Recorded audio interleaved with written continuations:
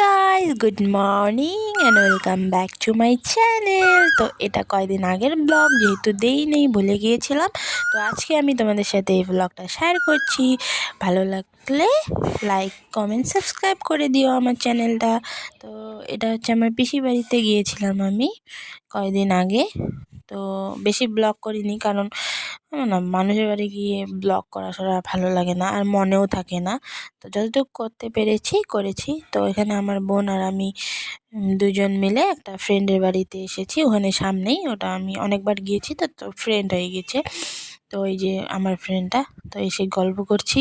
ও আবার আমাদেরকে আসতেই দিচ্ছে না, যে থাক থাক আজকে থাক। তাও আমরা জোর জবরদস্তি বাড়ি এসেছি।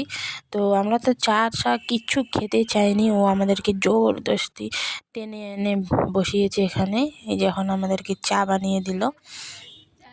তো চাটা খেয়ে এখন ঘরে যাব।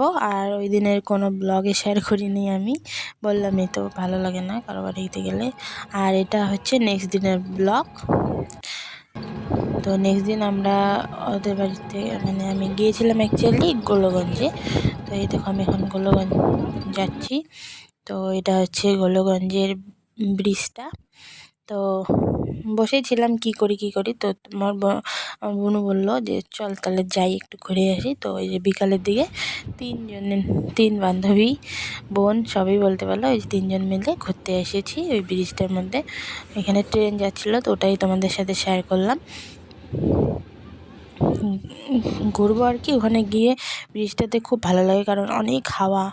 আমাদের ধুবড়িতেও পার্কে যেমন হাওয়া, ওইখানেও দেখি কি অনেক হাওয়া, মজা লাগছিল। একটু গরম গরম না, আর ভালো ফিল হচ্ছিলো ওখানে গিয়ে।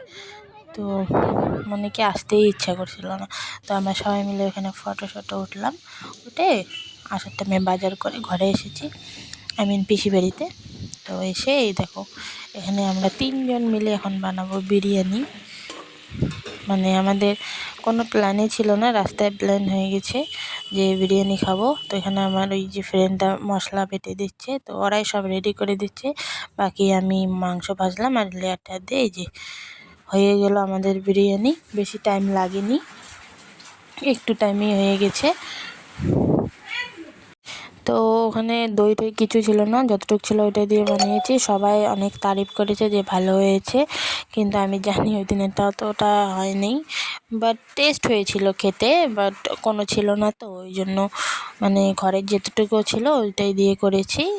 খেতে টেস্ট হয়েছিল। আর আমি আগে মাংস এক্সট্রা নামিয়ে রেখেছি বিরিয়ানি দিয়ে খাওয়ার জন্য, সব দিইনি। অনেক মাংস ছিল, মাংস খেতে খাওয়া যাচ্ছিল না, মানে সবারই পেট ভরে গিয়েছিল মাংস খেয়ে। তো নেক্সট ব্লগ আরও মেলার ব্লগ দিব। তো সবাই আমার চ্যানেলটা সাবস্ক্রাইব করে আমার পাশে থেকো, তাহলে আমার ব্লগটা পাবে, নোটিফিকেশানটা অন করে রেখো। তো আজকে আর বেশি নেই, যতটুকু শেয়ার করতে পারলাম শেয়ার করলাম। তো বাই বাই ফ্রেন্ডস, ভালো থেকো সবাই। আজকের জন্য আসি, দেখা হবে নেক্সট ব্লগে।